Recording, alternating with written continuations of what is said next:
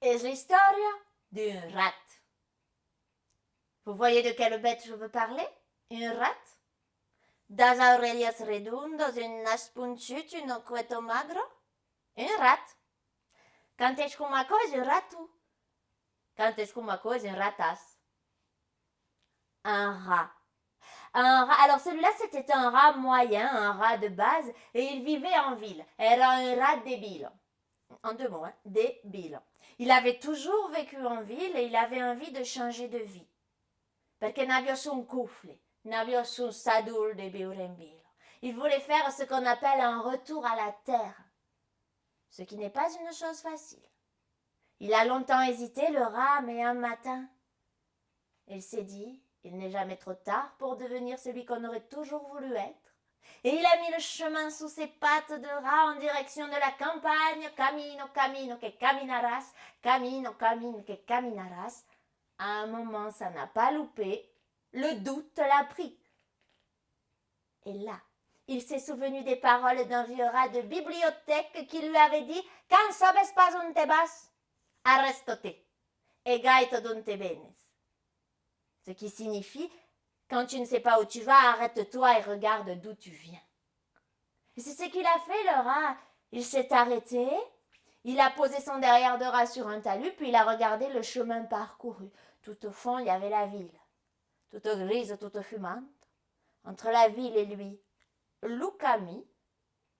Et c'est là qu'il l'a vue sur le chemin. Elle arrivait. Onduleggiavo sul camicumaco. Era toute grassette, toute pulidette, toute rose. C'était, devinez, c'était petit clop, petit clop, petit clop, petit clop, l'oreille arrivait. Ce roi-là était donc à cheval. Et du haut de son cheval, il a pu voir là sur le dos de Mitad d'Égal briller la pièce d'or. C'était un roi qui aimait tout ce qui brillait, qui pensait que tout ce qui brillait lui appartenait, alors il n'a eu qu'à se baisser pour attraper la pièce sur le dos du petit coq, il l'a glissée dans sa poche parce que c'était un roi qui avait des poches, et piticlop, piticlop, piticlop, piticlop, piticlop, le roi a pris la direction de son château. Mais Mitad d'Égal, le petit coq, sur son tas de fumier, n'était pas content du tout. Alors il s'est mis à crier « Garoping, garopang, l'oreille ma robot, mon escute, garoping, garopang, l'oboli, récupéra qui a fait la révolution !» Ça mérite peut-être une traduction. Garoping, garopang, ça ne veut rien dire. L'oreille ma robot, mon escute. Le roi m'a volé ma pièce d'or. Garoping, garopang, ça ne veut toujours rien dire. L'ouboli récupéra qui a fait la révolution, je veux le récupérer quitte à faire la révolution. Et pour la première fois de sa vie, Mitad d'Égal a quitté son tas de fumier, a pris la direction du château en criant « Garoping, garopang, l'oreille ma robot, mon escute, garoping, garopang, l'ouboli récupéra qui a fait la révolution ». Et le mot révolution est arrivé aux oreilles du renard qui passait par là. Le renard qui avait lui aussi des problèmes avec ce roi, qui avait très envie d'aller faire la révolution au château. Et le renard a demandé à Mitad d'Égal s'il pouvait l'accompagner. « Podi venir yautabe, podi venir yautabe ?» Bah oui, renard, tu peux venir à condition que tu te caches. Bah oui, mais où ça? À ce moment-là du conte, il me plaît de préciser que c'est un conte traditionnel, ce n'est pas moi qui l'ai inventé, hein, parce que à ce moment-là du conte, le renard, poup, se cache dans le derrière de Mitad d'Égal, qui continue à marcher en direction du château. Garoping, garapang, l'oreima, rabat, mesquit, garoping, garapang. Les enfants ont cessé leur jeu pour venir voir ce qui se passait. Les voisins sont sortis en se demandant « Sont ben jusqu'à Burtu, Gusto et la Gusto, donc ils sont tous venus les voir. Et ça les amusait de les voir faire avec autant de passion ce bonhomme de neige. Ils avaient les joues toutes rouges de froid et de joie, eran complètement affogats. Et une fois le bonhomme de neige terminé, les deux vieux ont pu contempler leur œuvre. C'était particulièrement réussi.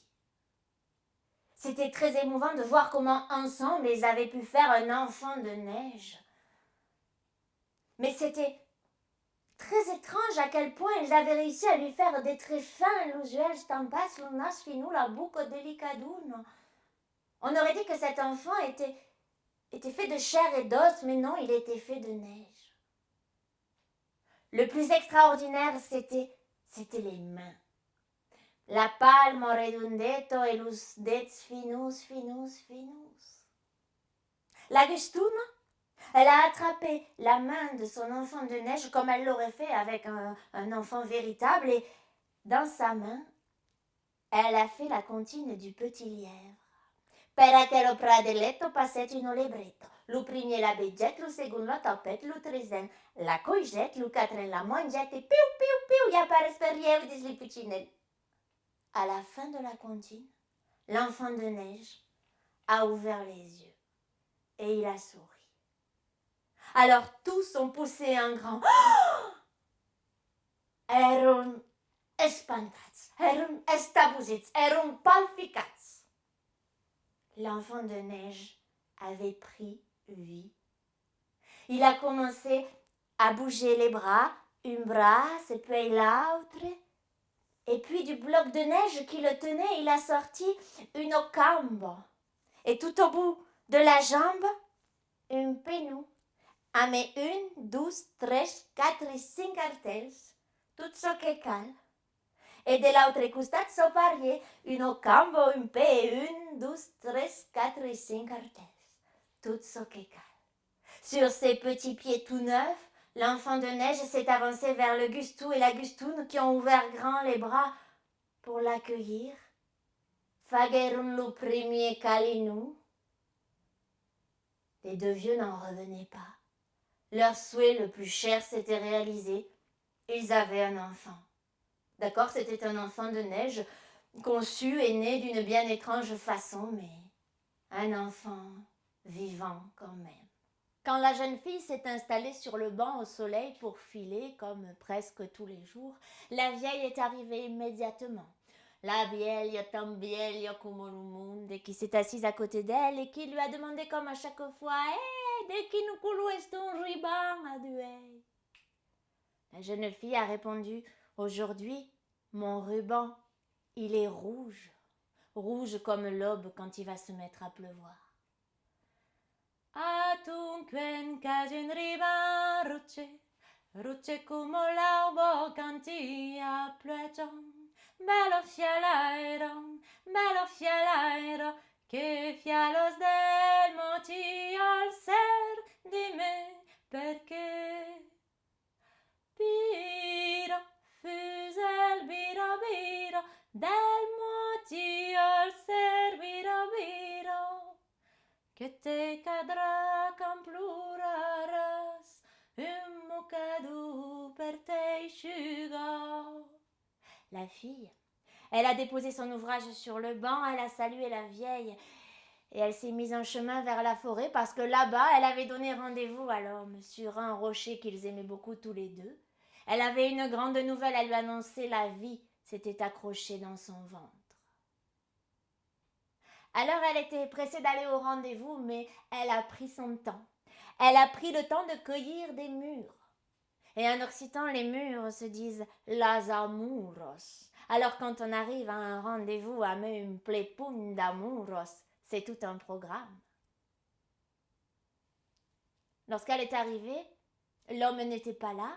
Elle s'est dit qu'elle était arrivée la première, alors elle s'est installée sur le rocher et elle a commencé à picorer les mûres. Une per une. Elle n'avait presque plus de mûres dans le creux de la main et il n'était toujours pas là. Tout à coup, elle les a vus et elle les a entendus. Les oiseaux de passage qui volaient cap à l'est. Alors elle a compris. Elle a serré les poings jusqu'à en écraser les murs et elle s'est mise à courir, à corre cap à l'est pour rattraper l'homme. La petite fourmi est alors allée voir le bœuf pour lui dire « Oh, comme tu es fort !» Et le bœuf a répondu « C'est vrai, je suis fort, mais il y a plus fort que moi. »« Ah bon, qui ça ?»« Bah, il y a l'homme qui peut me tuer. » Alors la petite fourmi est allée voir l'homme et elle lui a dit: «Ah, mais que chose forte tu as bio, que beu, aigo, que mousse fioc, que brûle bastu, que tu stocat, cat que mange rat, que tranco paret, que resto ben, que buto nibul, que tape soleil, que fungele, que ai, crac, me coupe la gambetta, io lo formighetto que ça n'en a pas à Jérusalem.» L'homme a répondu: «C'est vrai, je suis fort. Il y a plus fort que moi. Il y a la mort qui me prend.» Et la petite fourmi s'est dit que ça n'était peut-être pas une très bonne idée d'aller voir la mort. Parce que pour l'instant, plus forte que la mort, il y avait sa petite vie à elle. Alors, très discrètement, sur ses 5 petites pattes, elle est sortie de l'histoire. Et moi, je vais la suivre. Et cric et crac, Lukunti et Zakabat.